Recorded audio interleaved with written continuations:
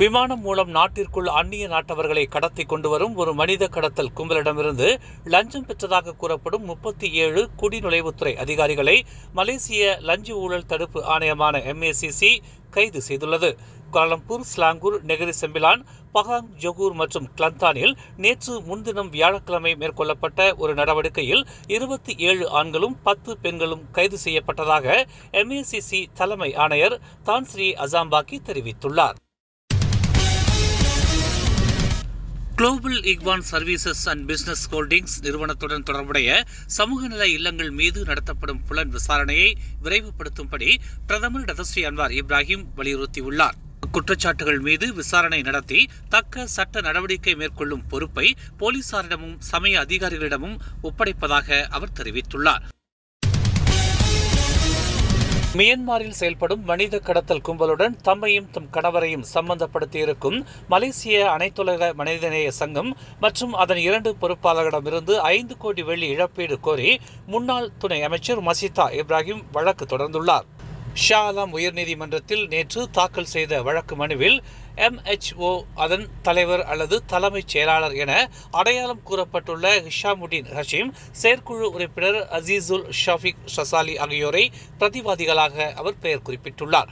தங்கள் மீதான அவதூறான பதிவுகளை மறு பிரசுரம் செய்யாமல் இருப்பதை உறுதி செய்ய பிரதிவாதிகளுக்கும் அவர்களின் பிரதிநிதிகளுக்கும் தடை உத்தரவு பிறப்பிக்க வேண்டும் என்றும் பாலிங் தொகுதியின் முன்னாள் நாடாளுமன்ற உறுப்பினருமான மஷிதா அந்த வழக்கு மனுவில் கேட்டுக் கொண்டுள்ளார்.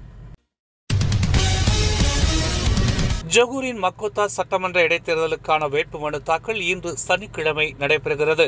காலை 9 மணிக்கு வேட்புமனு தாக்கல் துவங்கும் சமயத்தில் மழை பெய்யக்கூடும் என்றும் பிற்பகல் முதல் வானம் தெளிவாக இருக்கும் என்றும் மிட் மலேசியா தெரிவித்துள்ளது. இந்த வேட்புமனு தாக்கல் குல்வாங்கில் உள்ள துங்கு இப்ராஹிம் இஸ்மாயில் மண்டபத்தில் நடைபெறுகிறது. கோலாலம்பூர் ஜலான் மஸ்ஜித் இந்தியாவில் கடந்த மாதம் நிகழ்ந்த நில அமிழ்வு சம்பவத்தை கடவுளின் தண்டனை என்று முத்திரை குத்தியுள்ள பாஸ் கட்சியின் இளைஞர் பகுதி பேராளர் ஒருவரை ஜாசைகாவின் பாங்கி நாடாளுமன்ற உறுப்பினர் சரத் ஷான் ஜோஹான் சாடியுள்ளார். கோலாலம்பூர் மாநகர் மையப்பகுதியில் உள்ள நிலத்தில் கூட்டரசு பிரதேச அமைச்சர் செய்த சில காரியங்களினால்தான் அந்த நில அமிழ்வு ஏற்பட்டது என்று பாஸ் கட்சியின் பேராளர் ஷரீப் அசாரி குறிப்பிட்டிருந்தார். இது பற்றி தமது எக்ஸ் தளத்தில் கருத்துரைத்துள்ள சரத்ஜான், அரசியல் எதிரிகளை சாடும் போது நில அமிழ்வு சம்பவத்தை மட்டுமல்லாது வேறு ஒரு எந்த துயர சம்பவத்தையும் எவரும் சுட்டிக்காட்டக்கூடாது என்று வலியுறுத்தினார். காப்புறுதி முகவர்களின் பணி ஒரு உன்னதமான சேவை என்று தேசிய ஒற்றுமைத்துறை துணை அமைச்சர் செனட்டர் சரஸ்வதி கந்தசாமி தெரிவித்துள்ளார். கிள்ளானில் ஷூரிக் காப்புறுதி முகவர்கள் ஏற்பாடு செய்த உயர்ந்திரு மனிதா நிகழ்ச்சியில் அவர் இதனை தெரிவித்தார். நம் நாட்டில் 14 காப்புறுதி நிறுவனங்கள் இருக்கின்றன. இந்த காப்புறுதி நிறுவனங்களில் அதிகமான இந்தியர்கள் முகவர்களாக இருந்து வருகின்றனர். ஆனால் இவர்களில் அனைவரும் வெற்றி பெற்றுள்ளனரா என்பது கேள்விக்குறிதான் என அவர் சுட்டிக்காட்டினார். மக்களை அணுகி காப்புறுதி பாலிசிகளை விற்பது எளிதான காரியம் அல்ல. ஆனால் நமது இந்திய சமுதாயத்தில் 30 விழுக்காட்டினர் மட்டுமே காப்புறுதி பாலிசிகளை வைத்துள்ளனர் என்று அவர் குறிப்பிட்டார்.